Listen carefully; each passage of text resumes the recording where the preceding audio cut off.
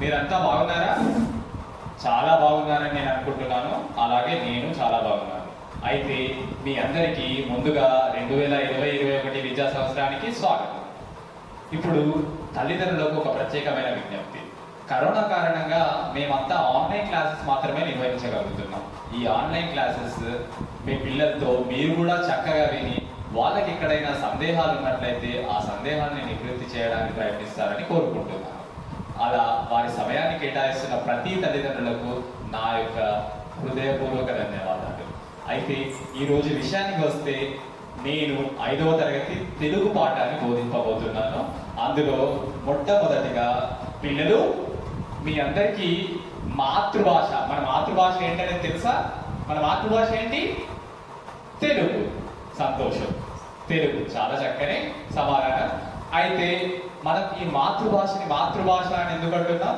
మాతృభాష, మాతృమూర్తి వేరు వేరు కాదు. మనకు మన తల్లి పట్ల ఎలాంటి గౌరవం ఉంటుందో, మన తల్లి పట్ల ఎలాంటి అభిమానం ఉంటుందో, అలాగే మన భాష పట్ల, మన సంస్కృతి పట్ల, మన సాంప్రదాయాల పట్ల అలాంటి గౌరవం ఉండాలి. అందుచేతనే మన భాషను కేవలం మన భాషగా కాకుండా మాతృభాషగా అభివర్ణించడం జరుగుతుంది. ఓకే, అయితే ఇప్పుడు ఈ మాతృభాష యొక్క విశిష్టతను తెలిపేందుకు ఇద్దరు కవులు, వాళ్ళ పేర్లు ఏంటి? ఎలవర్తి రమణయ్య గారు మరియు ఎస్ రామేశ్వరరాజు గారు మన తెలుగు భాష యొక్క విశిష్టతను తెలిపేందుకు ఒక చక్కని గేయాన్ని రచించారు. ఆ గేయం పేరేంటి? తెలుగు గీతం. ఆ గేయం పేరేంటండి? తెలుగు గీతం. ఈ గేయంలోని మొదటి 6 పంక్తులు మీకోసం నేను ముందుగా చదివి వినిపిస్తాను. నేను చదివి వినిపించిన తర్వాత మళ్ళీ ఒకసారి నేను పాడుతూ ఉంటాను. నాతో కలిసి మీరు పాడాలి. ముందుగా నేను మాత్రమే పాడతాను. కమ్మనైన తెలుగు భాష కలనైనా మానొద్దు, అమ్మ పాల కమ్మదనం మాతృభాష మరవొద్దు. కమ్మనైన తెలుగు భాష కలనైనా మానొద్దు, అమ్మ పాల కమ్మదనం మాతృభాష మరవొద్దు. తెలుగుదనం మనకు ధనం, తెలుగు భాష చరిత ఘనం. తెలుగుదనం మనకు ధనం, తెలుగు భాష చరిత ఘనం. మనసులు కలబోసి మనకు మమతలొసగు సాధనం. మనసులు కలబోసి మనకు మమతలొసగు సాధనం. అర్థమైందా పిల్లలు? ఇప్పుడు నేను పాడుతుంటాను, నాతో కలిసి మీరు పాడాలి. పాడండి. కమ్మనైన తెలుగు భాష కలనైనా మానొద్దు, కమ్మనైన తెలుగు భాష కలనైనా మానొద్దు. అమ్మ పాల కమ్మదనం మాతృభాష మరవొద్దు. అమ్మ పాల కమ్మదనం మాతృభాష మరవొద్దు. తెలుగుదనం మనకు ధనం, తెలుగుధనం మనకు ధనం. తెలుగు భాష చరిత ఘనం. తెలుగు భాష చరిత ఘనం. మనసులు కలబోసి మనకు, మనసులు కలవోసి మనకు మమతలొసగు సాధనం. మమతలొసగు సాధన. అంటే ఈ పద్యం అర్థం ఏంటంటే, కమ్మనైన తెలుగు భాష కలనైనా మానొద్దు. ఈ ఎంతో కమ్మనైన ఈ తెలుగు భాషను మీరు ఎట్టి పరిస్థితుల్లో, మీరు నిద్రావస్థల్లో ఉన్నప్పటికీ మీ కళలో కూడా మరవద్దండి. ఎందుకంటే మీ తల్లిని మీరు మర్చిపోతారా? మర్చిపోలేరు. మళ్ళీ ఏం చెప్తున్నారు? అమ్మ పాల కమ్మదనం మాతృభాష మరవద్దు. మీరు చిన్నతనంలో, మీ చిన్నతనంలో కావచ్చు, మీకు తెలిసిన చిన్న పిల్లల చూసినప్పుడైనా కానీ వాళ్ళు ఏదైనా ఆహారం తీసుకుంటారా అండి? కేవలం తల్లిపాలను తప్ప ఇంకేది తీసుకోరు. ఎందుకు? శిశువుకి చాలా పౌష్టికాహారం మాత్రమే కావాలి, చాలా బలమైన ఆహారం మాత్రమే కావాలి. అలాంటి బలమైన ఆహారం, అంత బలాన్ని ఇచ్చే ఆహారం ఏంటి? కేవలం తల్లిపాలు మాత్రమే. అట్లాంటి తల్లిపాల లాంటి, అంత తల్లిపాల కమ్మదనం కలిగిన మన మాతృభాష తెలుగుని ఎట్టి పరిస్థితుల్లో మనం మరిచిపోరాదు. మీకు విషయం తెలుసా, ప్రపంచంలోకి ఎలా అత్యంత సుందరమైన అత్యంత సుందరమైన భాషగా దేన్ని అభివర్ణిస్తారంటే ఇటాలియన్ అని అంటారు. ఇటాలియన్ భాష అన్ని భాషల కంటే చాలా సుందరమైనది, చాలా అద్భుతమైన భాషగా అభివర్ణిస్తారు. అయితే ఒకసారి ఆ ఇటలీ నుండి ఒక ఇటాలియన్ కవి మన భారతదేశానికి, ముఖ్యంగా మన దక్షిణ భారతదేశ పర్యటనకు వస్తాడు. వచ్చినప్పుడు ఏమవుతుంది, మన ఆంధ్రదేశంలో పర్యటించి అక్కడి భాషను, అక్కడి వాళ్ళ సంస్కృతిని, అక్కడి వాళ్ళ సంస్కారాన్ని చూసి, ఆ భాష యొక్క విశిష్టతను చూసి అతను మన భాషను ఏమని అభివర్ణించాడో తెలుసా, ఇటాలియన్ ఆఫ్ ఈస్ట్. అంటే మన ఈ తూర్పు ఖండంలో ఇటాలియన్ భాషతో సరితూగగలిగిన భాష ఏదైనా ఉంది అంటే అది తెలుగు మాత్రమే అని చెప్పాడు. మీరు మన లిపిని చూసినప్పటికీ ఎంతో అందంగా కనిపిస్తుందండి, చాలా గుండ్రగా, చాలా సుందరంగా కనిపిస్తుంది మన లిపి కూడా. అంత ఆ ఇటాలియన్ కవే ఇటాలియన్ భాష మాత్రమే గొప్పది, ఇటాలియన్ భాష మాత్రమే అందమైనది అనుకునే ఆ పశ్చిమ ఖండం వాళ్ళకు తూర్పు దేశంలో ఇంకొక భాష ఉంది, ఆ భాష మా ఇటలీ భాష కంటే చాలా సుందరంగా ఉంటుంది అని చెప్పేలా చేసిందంటే మన భాష యొక్క గొప్పతనాన్ని మీరు ఊహించుకోండి. అందుకనే ఇక్కడ కవి ఏం చెప్తున్నాడు, కమ్మనైన తెలుగు భాష కలనైనా మానొద్దు. అట్లాంటి కమ్మనైన తెలుగు భాషను మీరు కలలో కూడా మరిచిపోకండి, మానేయకండి మాట్లాడటం. మీరు వేరే భాషల్లో మాట్లాడినప్పటికీ పర్వాలేదు, కానీ తెలుగు భాషని ఎప్పుడూ మాట్లాడడానికి సిద్ధంగా ఉండండి. తెలుగు భాష మాట్లాడడానికి నామోషిగా భావించకండి. ఎందుకంటే అమ్మ పాల కమ్మదనం మాతృభాష మరవద్దు. ఎంతో బలాన్ని ఇచ్చి అమ్మ పాల లాంటిది, ఎంతో రుచికరమైన అమ్మ పాల లాంటి మన తెలుగు భాషని ఎప్పటికీ మర్చిపోకండి అని విజ్ఞప్తి చేస్తున్నారు ఎవరు, కవి గారు. తర్వాత ఏం చెప్పారు, తెలుగు ధనం మనకు ధనం, తెలుగు భాష చరిత గణం. తెలుగు ధనం మనకు ధనం, తెలుగు భాష చరిత ఘనం. అంటే ఏంటి, తెలుగు ధనమే మన ధనం. నిజానికి తెలుగు బిడ్డగా పుట్టడమే మనం చేసుకున్న అదృష్టం. అదే మనకు గొప్ప సంపద, మనకు అదే గొప్ప సంపద. అంతేకాకుండా తెలుగు భాష యొక్క చరిత ఘనం, తెలుగు భాష చరిత ఘనం. మీకు తెలుసా, తెలుగు వాళ్ళుగా పుట్టి ప్రపంచ ఖ్యాతిని పొందిన ఎంతో మంది ఉన్నారు. వాళ్ళలో కొంతమందిని ఇప్పుడు గుర్తు చేసుకుందామా. నన్నయ్య గారు మహాభారతం పంచమవేదంగా అభివర్ణించే మహాభారతాన్ని తెలుగులోకి అనువదింపజేసిన మొట్టమొదటి కవి. వేరే ఏ ఇతర సంస్కృత భాష తర్వాత ఏ ఇతర భాషల్లోనూ ఆ మహాభారతం తర్జింపజేయలేదు అప్పటి వరకు. నన్నయ్య గారే మొట్టమొదటిసారిగా సంస్కృతంలో ఉన్న మహాభారతాన్ని తెలుగు ఆంధ్రీకరించారు. సో మహాభారతాన్ని ముందుగా వేరే భాషలో చదవగలిగింది ఏ భాష అంటే అది తెలుగు భాష. అది ఒక గొప్పతనం కాదండి. అంతేకాకుండా శ్రీకృష్ణదేవరాయలు గారు, విజయనగర సామ్రాజ్యాధిపతి అయిన శ్రీకృష్ణదేవరాయలు గారు మొత్తం భారతదేశాన్ని ఏకఛత్రం కిందికి తీసుకురాగలిగిన మహానుభావులు. వారి భాష ఏంటి, మన తెలుగు భాష. వారు ఏమన్నారో తెలుసా, దేశ భాషలందు తెలుగు లెస్స అన్నారు. అలా అన్నారు కదా అని చెప్పేసి వాళ్ళకి కేవలం తెలుగే వచ్చా? లేదు, అన్ని ద్రవిడ భాషల్లోనూ శ్రీకృష్ణదేవరాయలు గారు సిద్ధహస్తులే. తనకు కన్నడ భాష వచ్చు, తమిళ భాష వచ్చు, అలాగే తెలుగు భాష వచ్చు, సంస్కృతంలోనూ మంచి ప్రావీణ్యం ఉంది. అయినప్పటికీ తను ఏం చెప్పారు, దేశ భాషలందు తెలుగు లెస్స, దేశ భాషలందు తెలుగు లెస్స అన్నారు. అంటే మన దేశంలో ఉన్న అన్ని భాషలతో పోలిస్తే తెలుగు భాష చాలా గొప్పది అని చెప్పారు. ఇప్పుడు చెప్పండి, ఒక అల్లూరి సీతారామరాజు చాలా దేశభక్తి కలిగిన వ్యక్తి, మన దేశానికి స్వతంత్రం తేవడానికి తెల్లవాళ్ళతో పోరాడిన వ్యక్తి. అతనిది ఏ భాష? తెలుగు భాష. ఇట్లా తెలుగు గడ్డపై పుట్టి చరిత్రలో నిలిచిపోయిన ఘనులు ఎంతో మంది ఉన్నారు. అలాగే మన తెలుగు భాష కూడా చాలా ఘనమైన చరిత్ర ఉంది. అందుకే కవి గారు ఏం చెప్తున్నారు, తెలుగు ధనం మనకు ధనం, తెలుగు భాష చరిత ఘనం. తెలుగుదనం మనకు ధనం, తెలుగు భాష చరిత ఘనం. తెలుగుదనం మనకు ధనం ఎట్లా అవుతుందండి? మనకు ధనం ఎట్లా అవుతుంది? సంఘంలో మనలో ఏ విషయాన్ని చూసి వాళ్ళు మనల్ని గౌరవిస్తారు? కేవలం మన మాట, మనం ఏ రకంగా మాట్లాడుతున్నాం అన్న దాన్ని బట్టే మనకు గౌరవాన్ని లభిస్తుంది.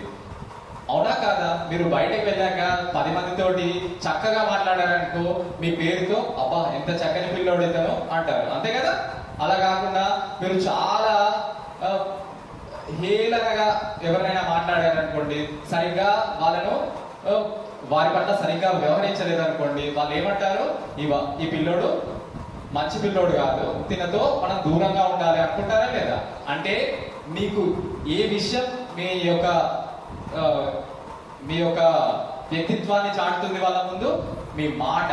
సో ఆ మాట, మనం ఏ మాటలు మాట్లాడతాం మనం ముందుగా నేర్చుకున్న మాట ఏంటి? తెలుగు మాటలే. సో ఆ తెలుగు మాటల వల్లనే మనకు సంఘంలో ఒక గౌరవం లభిస్తుంది. అదే మనకు ధనం. ఆ తెలుగు భాషనే మనకు ధనం. తెలుగు ధనం మనకు ధనం, తెలుగు భాష చరిత ఘనం. తెలుగు ధనం మనకు ధనం, తెలుగు భాష చరిత ఘనం. మనసులు కలవోసి మనకు మమతలో సగు సాధనం. మనసులు కలవోసి మనకు మమతలో సగు సాధనం. ఇప్పుడు ఏంటంటే మనసులు కలవోసి మనకు మమతలో సగు సాధనం అంటే ఈ తెలుగు భాషలో కొంతసేపు ఎవరితోనైనా మాట్లాడితే వాళ్ళ మనసు ఇట్టే కరిగిపోవాల్సింది. అంత అందమైన భాష మన భాష. అట్లాంటి భాషలో మనం ఎవరితో మాట్లాడినా వాళ్ళ మనసు ఇట్టే కరిగిపోయి వాళ్ళు మనకి ఏదో చేయాలి, వీళ్ళతో కలిసి ఉండాలి అనే భావనను తీసుకొచ్చే సాధనం ఏదైనా ఉంది అంటే అదేంటి? కేవలం మన తెలుగు భాష. మనసులు కలబోసి మనకు మమతలో సగు సాధనం. ఈ మాటతో మనం ఎవరి మనసునైనా మెప్పించవచ్చు. అలా మెప్పించిన మనసులు మన కోసం ఎంతో మమతను మన కోసం పంచిపెట్టడం జరుగుతుంది. అందుకనే కవి గారు తన ఈ పంక్తుల్లో ఏమని చెప్తున్నారు? మనసులు కలబోసి మనకు మమతలో సగు సాధనం.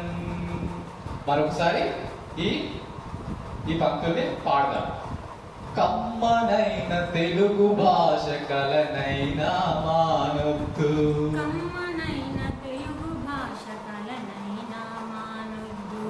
అమ్మ పాల కమ్మదనం మాతృభాష మరవద్దు, అమ్మ పాల కమ్మదనం మాతృభాష మరవద్దు.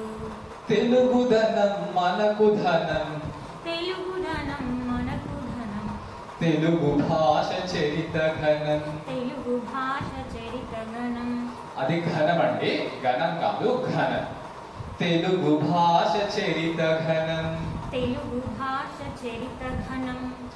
మనసులు కలవోసి మనకు మమతలో సగు సాధనం. మనసులు కలవోసి మనకు మమతలో సగు సాధనం. మంచిది. ఇప్పుడు తర్వాతి పంక్తుల్లోకి వెళ్దాం. మరొక 4 పంక్తులు నేర్చుకొని మిగతాది తర్వాతి భాగంలో చదువుకుందాం.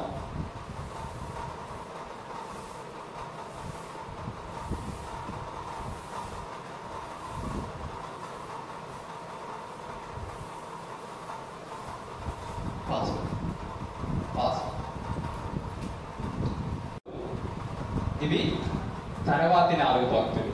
ఈ 4 పంక్తులు ముందుగా నేను పాడతాను, తర్వాత నాతో కలిసి మీరు పాడండి. నన్నయైల వెలయించిన ఆంధ్ర కావ్య పూదోట, నన్నయైల వెలయించిన ఆంధ్ర కావ్య పూదోట. అన్నమయ్య చాగయ్యలు సుధలులికిన తెలుగు పాట, అన్నమయ్య చాగయ్యలు సుధలులికిన తెలుగు పాట. ఆంధ్రత్వం ఆంధ్ర భాష ఎన్నో నోముల ఫలము, అది మరచిన ఆంధ్రుల గతి అంతకార బంధురం. ఆది మరచిన ఆంధ్రులగతి అంధకార బంధురం. ఇప్పుడు నాతో కలిసి మీరు అనండి. నన్నయ ఇలా వెలయించిన ఆంధ్ర కావ్య పూదోట నన్నయ ఇలా వెలయించిన ఆంధ్ర కావ్య పూదోట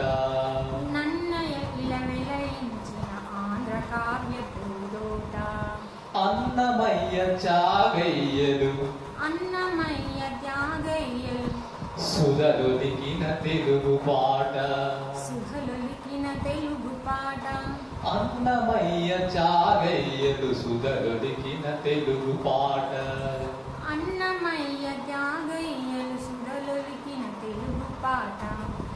ఆంధ్రత్వం ఆంధ్ర భాష ఎన్నో నోముల ఫలము ఆంధ్రత్వం ఆంధ్ర భాష ఎన్నో నోముల ఫలము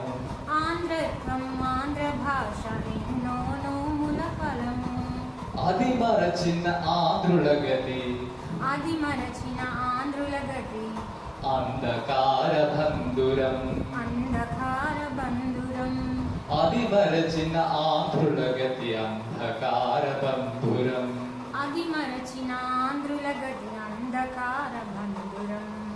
ఇప్పుడు మనం దీని యొక్క అర్థాన్ని తెలుసుకుందాం. నన్నయ ఇలా వెలయించిన ఆంధ్ర కావ్య భూదోట అంటే నన్నయ్య గారు ఇలా అంటే భూమి అని అర్థం. నన్నయ్య గారి గురించి మీకు చెప్పాను కదా ఇంతకుముందే.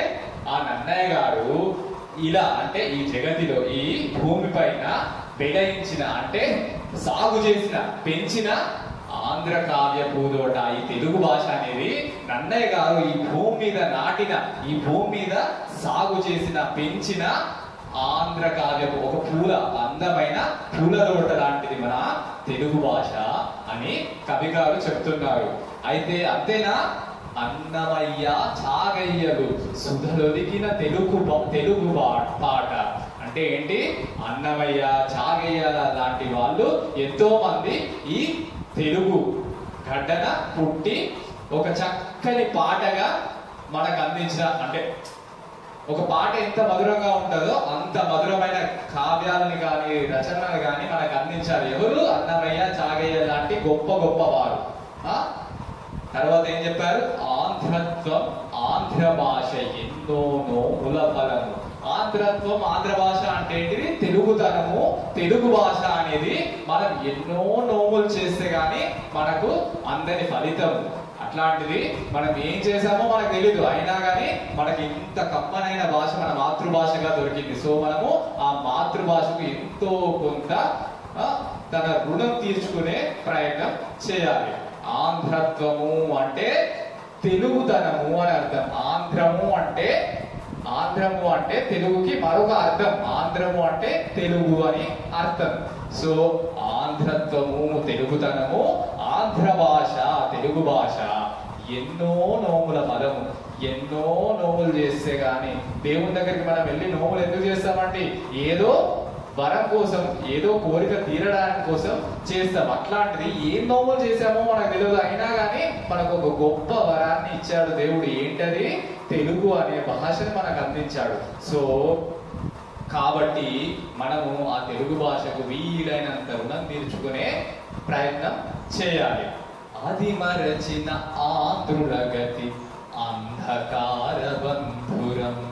అట్లా కాకుండా తెలుగునే మర్చిపోయి తెలుగువాడిని కాదు అని చెప్పుకునే దుస్థితిలోకి ఏ ఆంధ్రుడైనా ఏ తెలుగువాడైనా వెళ్ళిపోయాడు అంటే వాడు అంధకార బంధురంలో చిక్కుకుపోతాడు. అంధకారము అంటే చీకటి అని అర్థం. అంధకారము అంటే ఏంటండి? అంధకారము అంటే చీకటి. చీకట్లో మీరు ఉండగలుగుతారా పిల్లలు? ఎంతసేపు ఉండగలుగుతారు? భయం వేస్తుంది కదా. ఎంత పెద్దవాళ్ళకైనా చీకటి అంటే కొంచెం భయంగానే ఉంటుంది, భయంగానే ఉంటుంది, బయటకు చెప్పారు అంతే. అలాంటి చీకట్లో ఎంతసేపు? బంధురము అంటే పంజరం అంటే జైలు లాంటిది అన్నమాట. బంధురము అంటే పంజరము అంటే దాని నుండి బయటకు వెళ్ళలేని పరిస్థితిలో ఉండడానికి బంధూరము అంటారు. అందక చీకటి గది అని అర్థం. అట్లాంటి చీకటి గదిలో పడిపోతుంది మన పరిస్థితి. ఎప్పుడు మన తెలుగు కమ్మనైన తెలుగు భాషను మర్చిపోతే ఏమవుతుంది? మన పరిస్థితి అంధకార బంధురంలోకి చిక్కుకుపోతుంది. మీకు ఒక విషయం తెలుసా? ప్రపంచం అంతా ఆంగ్లం వెంబడి పడుతుంది, ఇంగ్లీష్ వెంబడి పడిపోతుంది. కానీ ఇప్పటికీ కొంతమంది వాళ్ళ మాతృభాష వాళ్ళ ఉనికిగా భావించి ఏదైతే సైన్స్, ఏదైతే టెక్నాలజీ అనుకుంటున్నారో ఆ టెక్నాలజీని వాళ్ళ భాషలోకి అనువదింపజేసుకుంటున్నారు. కానీ వాళ్ళు ఇంగ్లీష్ ని గొప్ప భాషగా అంగీకరించట్లేదు. అలాంటి వాళ్ళలో చైనీయులు ప్రప్రథమ స్థానంలో ఉన్నారు. అంతేకాకుండా మన తోటి వారు, మన దాయాదులుగా చెప్పుకునే తమిళులు కూడా వాళ్ళు ఇంగ్లీష్ ని కానీ హిందీని కానీ గొప్ప భాషగా ఒప్పుకోవట్లేదు. ఏదైతే టెక్నాలజీగా భావిస్తున్నారో ఆ టెక్నాలజీని వాళ్ళ భాషలోకి తర్జుమా చేసుకొని వాళ్ళ భావితరాలకు అదే భాషలో ఆ సాంకేతిక విద్యను అందించడానికి తయారవుతున్నారు. మరి మనం మాత్రం ఎందుకు వెనకబడిపోయి ఉండాలి? మనం కూడా ఆ సాంకేతికతను తెలుగు భాషలోనే మన భావితరాలకు అందిద్దాం. అంతేకాదు, తెలుగు భాషను మర్చిపోవడం వల్ల ఎన్నో అనర్థాలు జరిగే ప్రమాదం ఉంది. ఇప్పటికీ ఎంతో సాహిత్యము, ఎంతో సాంకేతికత గ్రంథాల రూపంలో లిఖింపబడి ఎక్కడో ఉండిపోయింది. ఎప్పుడో పురావస్తు వాళ్ళు బయటకు తీసినప్పుడు అది ఏంటి, దానిలో ఉండే సాంకేతికత ఏంటి, దానిలో ఉండే విషయం ఏంటి అని తెలుసుకోవాలి అంటే మనకు తెలుగు భాష వచ్చి ఉండాలా లేదా? సో ఆ తెలుగు భాష వచ్చి ఉండాలి. అలా రావాలి అన్నప్పుడు మనం ఇప్పుడు చక్కగా తెలుగు నేర్చుకొని వీలైనంత వరకు తెలుగులో మాట్లాడడానికి ప్రయత్నించినప్పుడే మనం ఆ సనాతన ధర్మాన్ని కానీ ఆ పురాతన సాంకేతికతను కానీ మనం తెలుసుకోగలుగుతాం. ఇది ఎప్పుడో అనుకున్నది కాదు. మన పూర్వకాలంలో పుష్పక విమానాలు ఉండేవట. ఇప్పుడు విమానాలని మనం చూస్తున్నాం కదా, ఆ విమానాలకు ఎన్నో రెట్ల సాంకేతికత కలిగిన పుష్పక విమానాలు ఉండేవట. మన ఆంధ్ర రాష్ట్రంలో కూడా దానికి సంబంధించిన అవశేషాలు దొరికాయన్నట్టు మనం విన్నది. ఇప్పుడు ఎప్పుడో ఒకసారి ఒక గ్రంథం దానికి సంబంధించి దొరికినప్పుడు మన ఆంధ్ర రాష్ట్రంలో అప్పుడు ఆ భాష తెలియక మనం ఆ సాంకేతికత నేర్చుకోలేని పరిస్థితుల్లో ఉంటే ఎంత ప్రమాదం అండి. అందుకని ఏ భాష అయినా సరే వారి మాతృభాష అయినప్పుడు ఆ మాతృభాషలోనే చదువుకోవడానికి ప్రయత్నించి ఆ మాతృభాషలో తగిన పట్టును సాధించాల్సిన ఆవశ్యకత ఎంతో ఉంటుంది. దీంతో ఈ భాగాన్ని ముగించి తరువాతి భాగంలో మరో 3 చరణాలను నేర్చుకుందాం. నేర్చుకోవడానికి ముందు ఈ 4 పంక్తుల్ని మరొకసారి పాడి వినిపిస్తాను. నన్నయైల వెలయించిన ఆంధ్ర కావ్య పూదోట, అన్నమయ్య చాగయ్యలు సురదొలికిన తెలుగు పాట, ఆంధ్రత్వం ఆంధ్ర భాష ఎన్నో నోముల ఫలము, అది వరచిన ఆంధ్రుల గతి అంధకార బంధురం. సమాప్తం. పిల్లలు ఇప్పుడు జరిగిన ఈ పాఠానికి సంబంధించిన అభ్యాసనాంశాలు కింద వాట్సాప్ గ్రూప్ లో పెట్టడం జరుగుతుంది. ఆ అభ్యాసనాంశాలని సరిగ్గా చక్కగా చదివి దానికి సమాధానాన్ని రాయాలి. ఇదే మీకు ఈ రోజటి ఇంటి పని.